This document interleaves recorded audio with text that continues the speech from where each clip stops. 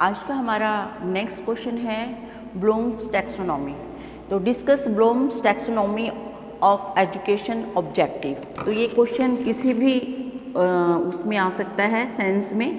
इसके 4-5 क्वेश्चंस बनते हैं और भी हैं इसके क्वेश्चंस। एक्सप्लेन करिए टैक्सोनॉमी को, ब्लूम्स के of education objective, how it is useful in teaching, और क्या है of industrial objectives of Bloom's. ठीक है, तो ये किसी भी सेंस में आ सकता है आपके सामने। तो क्वेश्चन आंसर आपका यही आएगा इसमें कि ब्लूम्स की टैक्सोनॉमी क्या है, कि ब्लूम द्वारा जो Bloom taxonomy in educational objectives है। अगर हम बात करते हैं तो डॉक्टर जो शिकागो के यूनिवर्सिटी ऑफ शिकागो, ठीक है, कि डॉक्टर ब्लूम ने जो शिक्षण उद्देश्य हैं उसको 3 पार्ट्स में डिवाइड किया है। ठीक है, सबसे पहले है कॉग्निटिव ऑब्जेक्टिव, सेकंड है आपका अफेक्टिव ऑब्जेक्टिव और थर्ड है आपका साइकोमोटर ऑब्जेक्टिव्स। तो ये आपके 3 पार्ट्स हैं। आगे इनके पॉइंट्स हैं। तो सबसे पहले हम बताएंगे कि शिक्षण के जो उद्देश्य होते हैं वो शिक्षार्थी के जो व्यवहारिक परिवर्तन के रूप में प्राप्त किए जाते हैं, जो उसके एम्स होते हैं। ठीक है, ये विशिष्ट, व्यवहारिक और प्रत्यक्ष होते हैं, इसलिए ये अध्यापक हेतु अत्यंत उपयोगी होते हैं। तो आगे ये कैसे काम करते हैं, जो हमारे ब्लूम के प्रस्तुत शिक्षण के जो उद्देश्य हैं इनको 3 भागों में हम डिवाइड करते हैं।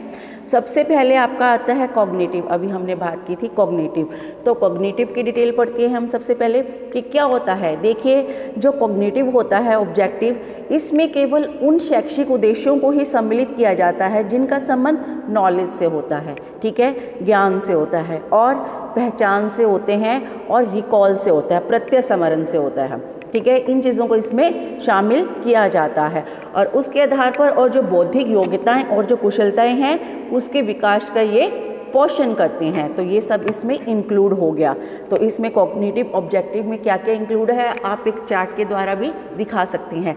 सबसे पहले नीचे हम ज्ञान करेंगे, जो हमारा नॉलेज होता है, फिर अंडरस्टैंडिंग है आपकी, ठीक है, फिर आपकी एप्लीकेशन है, फिर एनालिसिस है और फिर आपका सिंथेसिस है और लास्ट में आपका एवोल्यूशन है। तो सबसे पहले हम करेंगे नॉलेज। नॉलेज क्या होती है, देखिए यह क्या होता है, जो ज्ञान होता है ज्ञानात्मक क्षेत्र से संबंधित होती है। क्लियर हो रहा है आपका नॉलेज, ठीक है। तो इसमें क्या होता है, जो ये सबसे नीचे वाला निम्न स्तर होता है और इसमें जो स्पेसिफिक्स विशिष्टताएं होती हैं, विधियां होती हैं, मेथड्स हैं आपके, प्रारूप हैं आपकी, संरचनाएं हैं आपकी, इसमें उसकी रिकॉल सम्मिलित होती है। ठीक है, और इनकी पहचान जैसे विषय वस्तु की दृष्टि से इस वर्ग में और भी आगे पार्ट्स को डिवाइड है, लेकिन ज़्यादा डिटेल में जाने की ज़रूरत नहीं है। तो आप इसको चार्ट के द्वारा बना सकते हो। सेकंड है आपका अंडरस्टैंडिंग, ठीक है, इसी का ही पॉइंट चल रहा है। पहले ज्ञान था, दूसरा आपका अंडरस्टैंडिंग, बोध है आपका। तो इसमें क्या है, ज्ञान के बाद दूसरा कौन सा आता है आपका, बोध आता है। तो बोध क्या है आपका, अंडरस्टैंडिंग। तो ये आपके दूसरे क्रम में आता है नीचे से ऊपर की ओर। तो यह है किस पर आधारित होता है, बेस किस पर आधारित होता है, ज्ञान पर। ठीक है, तो ज्ञान के बिना हमें बोध नहीं हो सकता। तो बोध का अर्थ वैसे अगर हम बात करते हैं तो तथ्य, विचारों, विधियों, जो हमारे मेथड्स हैं, नियम है, सिद्धांतों आदि की जो बुनियादी हैं उसकी समझ, उसके बेस की समझ, उसको क्या बोलते हैं, बोध बोलते हैं। तो इसमें विद्यार्थी जो कुछ भी उसको समझाया गया है उसका अनुवाद कर सके, उसको नॉलेज उस चीज़ के बारे में हो सके और उसको सारांश में जो उसका छोटा रूप होता है वो दे और उसकी व्याख्या कर सके। तो ये होता है मेन उसका एम। ठीक है, उसके बाद आपका क्या है, एप्लीकेशन, प्रयोग। इसमें किसी भी तथ्य, जो तथ्य है आपका, नियम है, सिद्धांत है आदि का जो सामान्यकरण करने और उनकी जो भी कमजोरियां होती हैं उसका निदान, मतलब उसको हल करने के लिए और पाठ्य वस्तु का प्रयोग करने के लिए यह ज़रूरी है कि पहले उसको उस वस्तु का ज्ञान और बोध होना चाहिए, जब भी एप्लीकेशन होगा। ठीक है, तो ये आपका तीसरा है, नीचे से ज्ञान, बोध और आपका एप्लीकेशन, प्रयोग। उसके बाद है आपका फोर्थ एनालिसिस, विश्लेषण। ठीक है। एनालिसिस विश्लेषण का जो संबंध होता है वो उच्च समझ के साथ होता है, ठीक है, तभी विश्लेषण आप कर पाओगे। तो यह समझ तभी आ सकती है जब आप ज्ञान, बोध और प्रयोग तीनों चीज़ों के उद्देश्य की प्राप्ति क्या है आपको हो चुकी हो, ठीक है, जो एप्लीकेशन है आपका ये सब आपको हो चुका हो।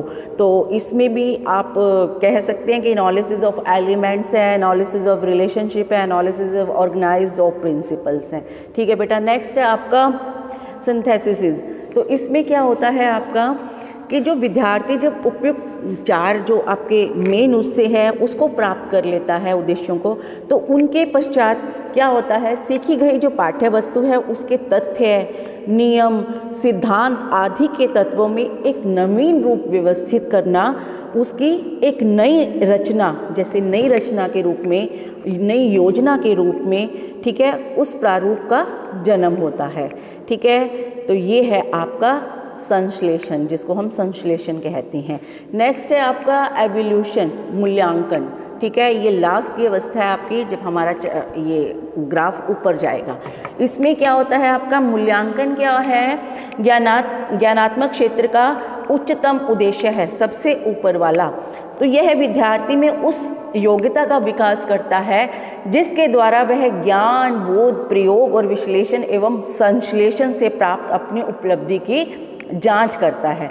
तो इसमें विद्यार्थी क्या करता है, विद्यार्थी द्वारा उचित जो गुणात्मक या परिणात्मक निर्णय लेने की आशा की जाती है, ठीक है। और इसको आगे दो उसमें है, internal judgment of material and methods, दो पार्ट्स में डिवाइड किया गया है, और external judgment of materials and methods, ठीक है।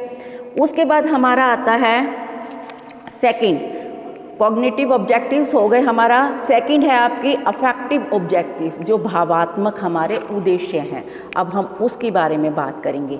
देखिए, जो भावात्मक taxonomy of objective in affective domain, तो इसमें भौतिक विज्ञान के क्षेत्र में जो हम भावात्मक हैं हमारे के उद्देश्य का संबंध व्यक्तियों की रुचियों से, आकर्षण से, भावनाओं से, भावात्मक और सद्वृत्तियों से के विकास से होता है, ठीक है। और इसमें ब्लूम तथा उसके जो सहयोगी हैं उन्होंने क्या कहा है कि भावात्मक पक्ष के जो उद्देश्य हैं उसका वर्गीकरण निम्न स्तर से उच्च स्तर की ओर जाते हुए किया जाता है। जैसे सबसे पहले हमारा क्या होता है, रिसीविंग, ठीक है, इसमें निम्न पद से उच्च पद पर जाते हुए सबसे पहले रिसीविंग है, फिर आपका रिस्पॉन्डिंग किया जाता है, फिर वैल्यूइंग है, फिर ऑर्गेनाइजिंग है, और लास्ट में आपका कैरेक्टर सिस्टम्स ऑफ वैल्यूज़, ठीक है। तो मूल्य का विश्लेषण, विशेषीकरण, ये इस तरह से होता है। तो सबसे पहले हम रिसीविंग, ग्रहण करते हैं। देखिए, भौतिक विज्ञान में ग्रहण करने का क्या अर्थ है, विद्यार्थियों की ग्रहण करने की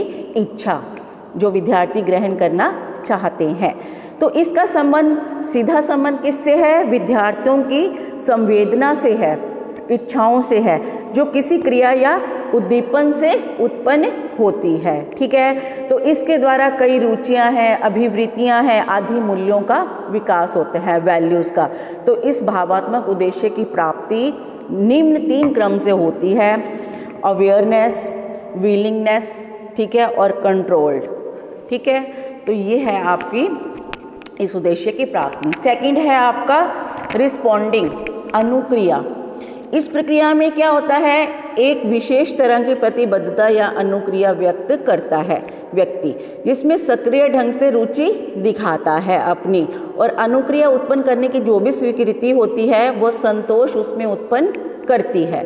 तो आज्ञा पालन करना, उत्तर देना, पढ़ना, लिखना, विचार विमर्श करना, रिकॉर्ड बनाना आदि जो ये हैं सक्रिय व्यवहार द्वारा अनुक्रिया व्यक्त होती है। तो इसमें क्या है, जो ये रिस्पॉन्डिंग था इसमें अनुक्रिया के ऊपर बताया गया है। नेक्स्ट है आपका वैल्यूइंग, ठीक है। वैल्यूइंग में क्या बताया गया है, जो हमारा, जिसको हम आंकलन भी कहते हैं। आंकलन या जो अनुमूल्यन है, इसको ग्रहण एवं अनुक्रिया पर ये क्या करता है, अनुक्रिया पर निर्भर करता है। जो हमारा वैल्यूइंग है वो रिस्पॉन्डिंग पर निर्भर करता है हमारा, ठीक है। तो इस तरह से जो हमारा वैल्यूइंग है, आकलन है, वो किसी वस्तु, क्रिया या व्यवहार को का महत्व उसमें निहित होता है। ठीक है, तो इसमें विद्यार्थियों के विभिन्न विचारों, घटनाओं आदि वस्तुओं से जो किसी निश्चित मूल्यों को प्राप्त करने की आशा पैदा होती है। ठीक है, इसके भी आगे 3 स्तर होते हैं: acceptance of value, performance of values, commitment of value. उसके बाद है आपका ऑर्गेनाइजेशन, जो 4th है आपका भावात्मक उद्देश्य का जो 4th पॉइंट है वो आपका क्या है? ऑर्गेनाइजेशन, जिसको हम संगठन कहते हैं। तो इसमें विद्यार्थी जो ग्रहण करता है, ग्रहण और अनुक्रिया के पश्चात प्रत्येक मूल्य को एक क्रम प्रदान करता है। ठीक है, और ऐसी स्थितियों को क्या करता है? वो प्रोत्साहित करता है जिसमें एक से अधिक मूल्यों की आवश्यकता होती है, एक से अधिक वैल्यू की। तो विद्यार्थी मूल्यों की एक संरचना की ओर अग्रसर होता है। ठीक है, और इसमें जो आगे इसके पॉइंट्स उसके लिए आवश्यकता होती है किन किन चीज़ों की: organisation of value into a system, determinations of inter relationship among them, और थर्ड है एस्टैब्लिशमेंट ऑफ डॉक्यूमेंट वैल्यूज़।